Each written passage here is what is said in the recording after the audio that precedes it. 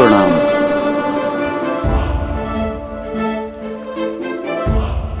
प्रणाम विष्णुदेव। कल्याण हम सबकी रक्षा कीजिए प्रभु। मैं ऋषि दुर्वासा आपको शाप देता हूं। इस धृष्टता के दंड स्वरूप आप श्रीहीन हो जाएंगे।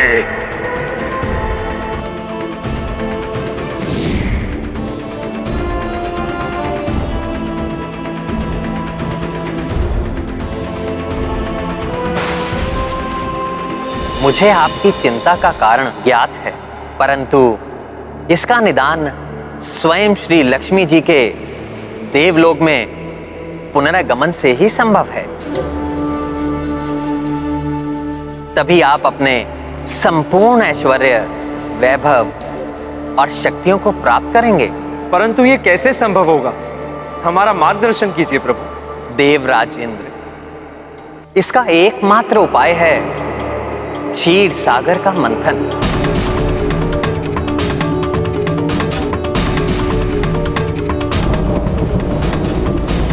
जिससे आप अनेक दिव्य एवं बहुमूल्य निधियों के साथ अमृत भी प्राप्त करेंगे। आप अमरत्व के भागी होंगे। हे प्रभु, आपके आदेश का पालन हम सभी देवताओं के लिए परम कर्तव्य है। देवलोक पर छाए संकटों के बादलों से उसे मुक्ति दिलाने के लिए हम हर संभव प्रयास करने के लिए तत्पर हैं। परंतु प्रभु, क्षीर सागर का मंथन कैसे होगा? क्षीर सागर का मंथन इतना सहज नहीं है देवराजन। उसके लिए आप देवताओं की उपस्थिति पर्याप्त नहीं। इसमें असुरों और दैत्यों का सहयोग भी चाहिए।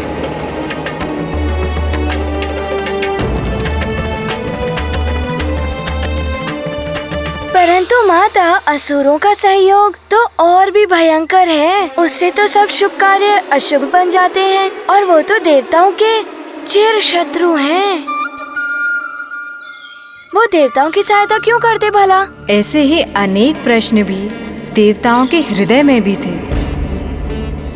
वो भी प्रभु वचनों से चकित थे, परंतु प्रभु का आदेश था। इस कार्य सिद्धि के लिए असुरों की सहायता अनिवार्य थी। इसीलिए देवताओं ने असुरों से संधि कर ली और सागर मंथन से प्राप्त होने वाली निधियों का बंटवारा करने का प्रण भी लिया। तो माता, क्या असुरों ने देवताओं के इस प्रस्ताव को स्वीकार कर लिया? हाँ पुत्र, असुर सागर मंथन के लिए प्रस्तुत तो हो गए, परंतु उन्होंने पूर्व में ही देवताओं से अमृत हरने की योजना गठित कर ली थी। इसका अर्थ है माता, उन्होंने अपनी आसुरी स्वभाव के अनुसार उस महामंथन में भाग लेने के पूर्व ही महाषड्यंत्र भी रच लिया था। पुत्र, शत्रु, मित्र और सहभागी को तो कोई भी छल सकता है, परंतु कण कण में व्याप्त सर्वव्यापी सर्वज्ञाता प्रभु को छलने की सामर्थ्य भला किसमें है? प्रभु को असुरों के इस योजना का ज्ञान था, परंतु प्रभु की सभी लीलाओं में कोई गूढ़ अर्थ एवं उद्देश्य निहित होता है, जिसका रहस्य उचित समय पर ही उजागर होता है।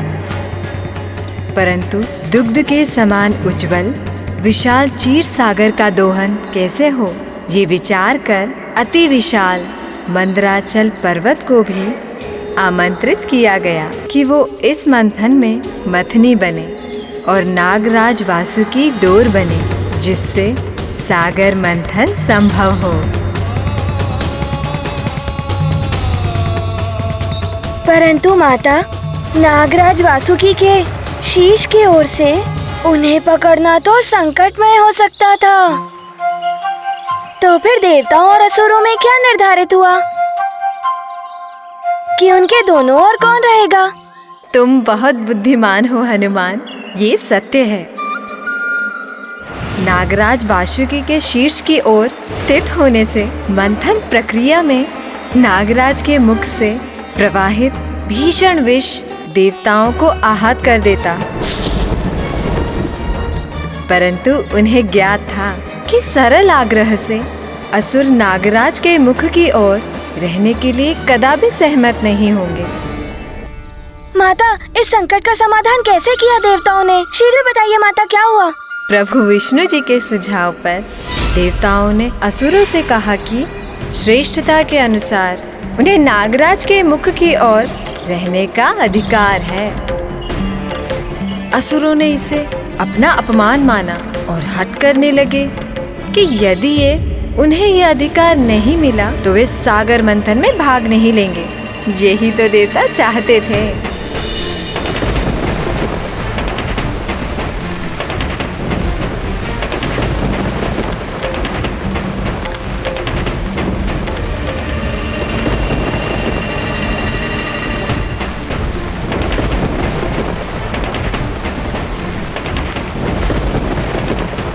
देखा, हमारी विजय हुई। नागराज वासुकी का मुख हमारी ओर ही आया।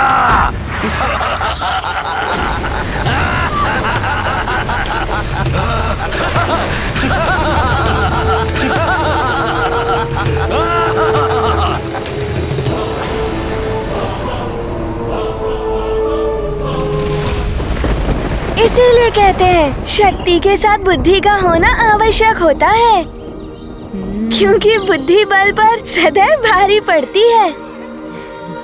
परंतु माता, ये सब नियत होने के पश्चात क्या हुआ? फिर वो दृश्य उत्पन्न हुआ जिसका शब्दों में वर्णन असंभव है।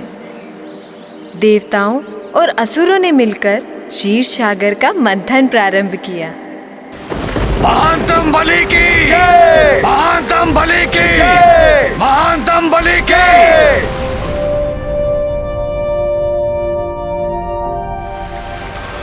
हरिओम नारायण हरि, हरिओम नारायण हरि, हरिओम नारायण हरि, हरिओम नारायण हरि, नारायण हरि। मंथन आरंभ करो।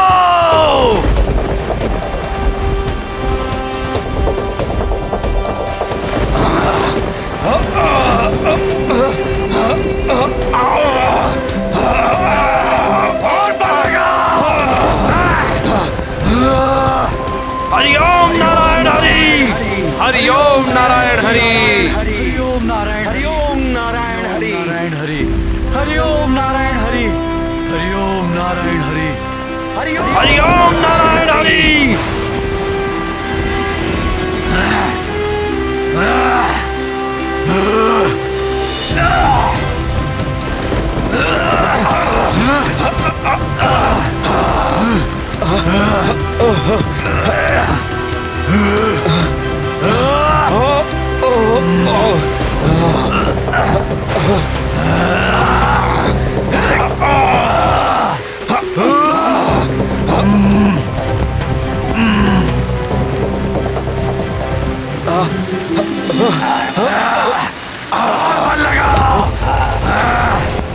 और बल लगा।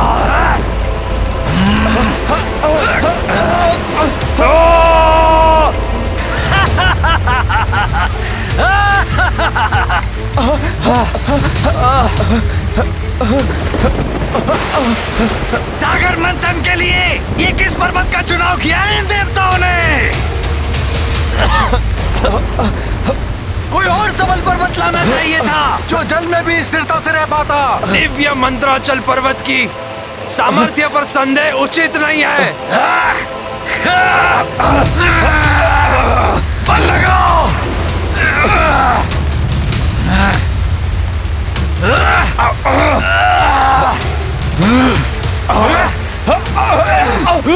वो जल निमग्न हो रहे हैं क्योंकि हमने इस क्षीर सागर के अथाह जल में उन्हें स्थित करने के लिए कोई ठोस आधार नहीं दिया। हमारा श्रम और समय व्यर्थ करने से पूर्व ये सोच विचार करना चाहिए था देवताओं। पर दोष हमारा ही है। इन देवों पर विश्वास कर कर हमने घोर भूल की है। हरिओम नारायण हरि, हरिओम नारायण हरि, हरिओम नारायण हरि, हरिओम नारायण हरि, हरिओम नारायण हरि।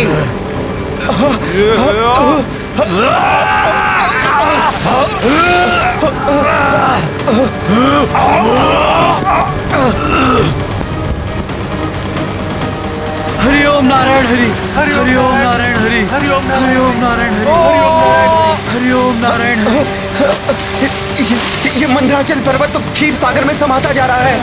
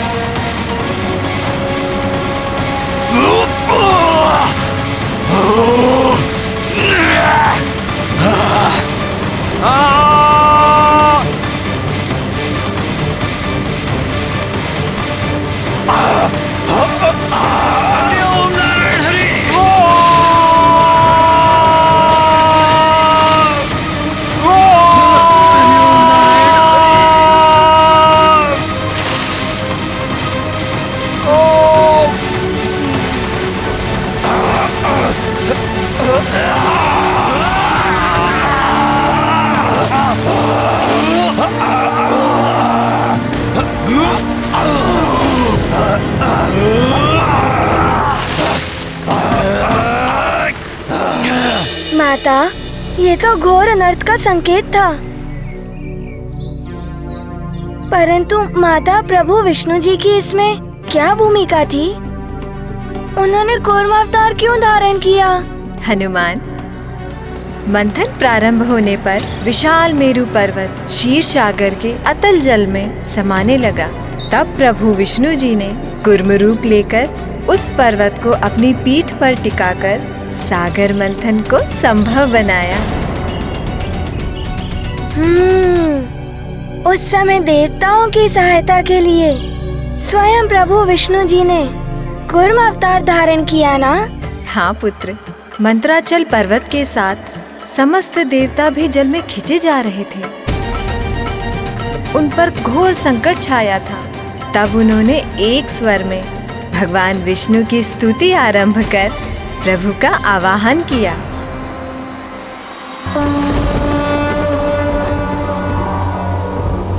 अजात जन्म श्री संयमाय गुणाय निर्वाण सुभार्णवाय अणोरणिन्ने परिगणिधामे महानुभावाय नमो नमस्ते। अजात जन्म श्री संयमाय गुणाय निर्वाण सुभार्णवाय अणोरणिन्ने परिगणिधामे महानुभावाय नमो नमस्ते। रूपं तव तत्पुरुषस्य भेजं श्रेयो निर्विवेदिकान्तिकेण योगेन धातः सरस्ति लोकान् पश्यामि मुष्मिन् लोह विश्वभूतो।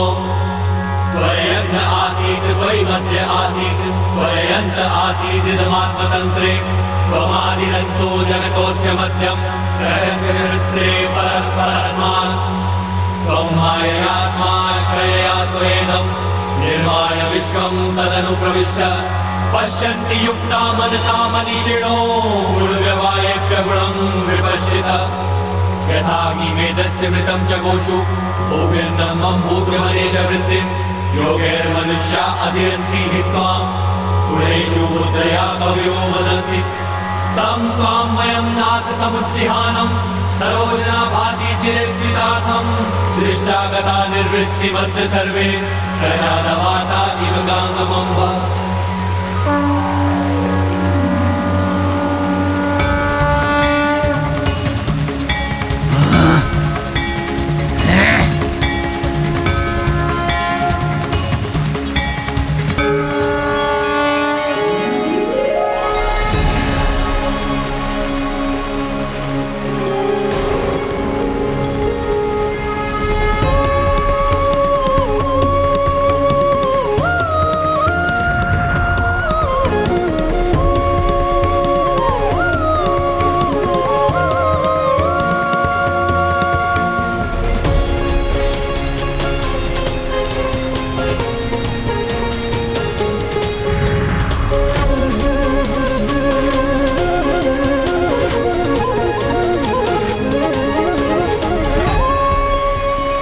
प्रणाम प्रभु नारायण।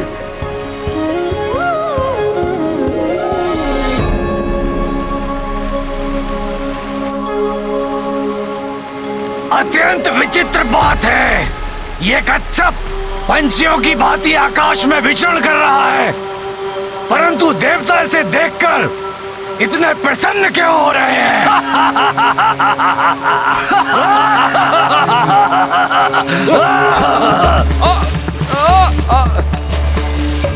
देखो, इस पर्वत की भांति इन देवताओं की पुनः बल प्राप्ति की आशाएं भी डूब रही हैं।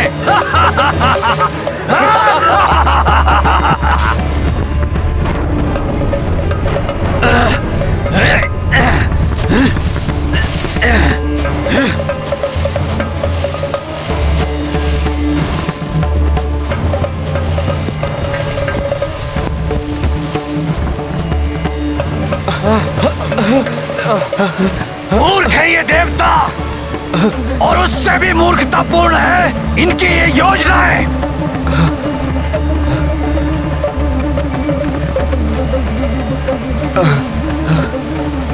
हे चराचर जगत के स्वामी, दिव्य कुर्म स्वरूप प्रभु नारायण, मंदराचल पर्वत को जलमग्न होने से रोकिए। हम समस्त देवता आपसे विनती करते हैं। मंदरा रसातल डूबत जाई, देव असुर सब जल में समाई। सूर तब हरि अरज लगाए, कूर्म रूप धरि विष्णु आए। भीम काय किए जब आकारा, पाए मंदरा चल आधारा। जब हूँ जगत पर संकट आवे, तब हूँ भगवंता ही बचावे।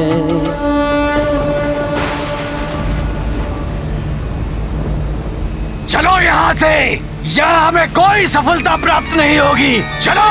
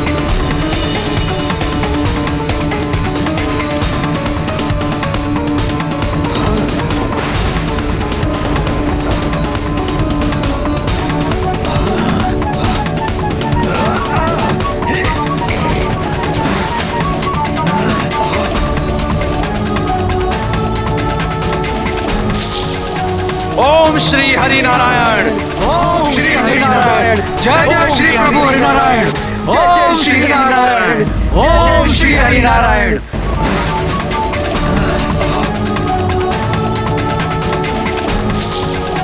ओम श्री हरि नारायण, ओम श्री हरि नारायण। जय जय श्री प्रभु हरि नारायण, जय जय श्री नारायण, ओम श्री हरि नारायण। ओम नमो भगवते महाकूर्माय नमः। कितना अद्भुत दृश्य हुआ होगा ना तब माँ। स्वयं प्रभु विष्णु जी ने कूर्म अवतार धारण किया और मंदराचल पर्वत को अपनी पीठ पर टिकाकर उन्हें डूबने से बचा लिया। फिर क्या सागर मंथन सफलतापूर्वक पूर्ण हो पाया?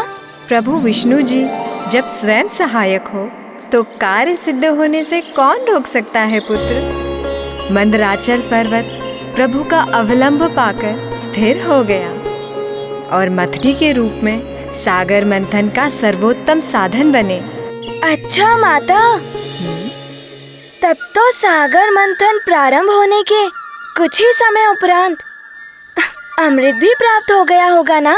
पुत्र हनुमान, ये मंथन हमारे जीवन के विभिन्न पड़ाव में हमारे अंतर्मन में होने वाले मंथन के समान था। अंतर्मन अर्थात हमारा मन। हमारे मन में भी मंथन होता है माता? हाँ पुत्र, नागराज वासुकी रूपी हमारी इच्छाएं सागर मंथन के देवताओं और दानवों के समान है।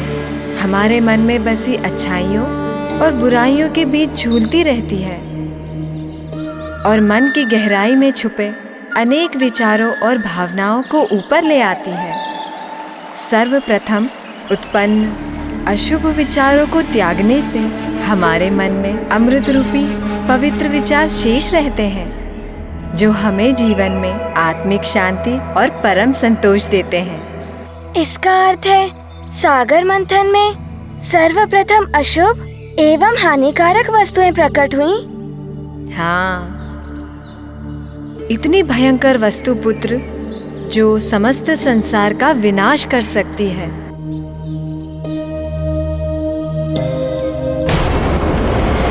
हरि ओम नारायण हरि, हरि ओम नारायण हरि।